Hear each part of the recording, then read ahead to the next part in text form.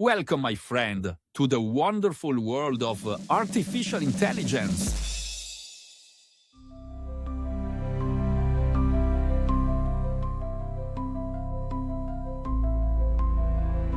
At the break of dawn, when the forest still holds its breath, a quiet magic stirs among the trees.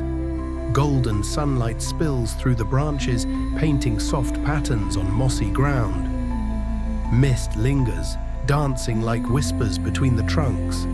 A new day is blooming. Here in the heart of the forest, life begins again. Gentle rustlings, the stretch of tiny legs, a yawn from deep within the burrow. The smallest of creatures stir first, shy footsteps in the underbrush, the faint rustle of leaves. It is a quiet symphony, the forest's first breath of morning. And then, a note, high, soft, clear. A little bird opens her eyes.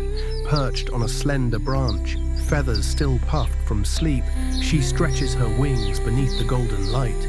She chirps again, this time brighter, welcoming the day, and the forest answers. The world is waking. Did you hear? The raccoon's been sneaking into the fox's den at night.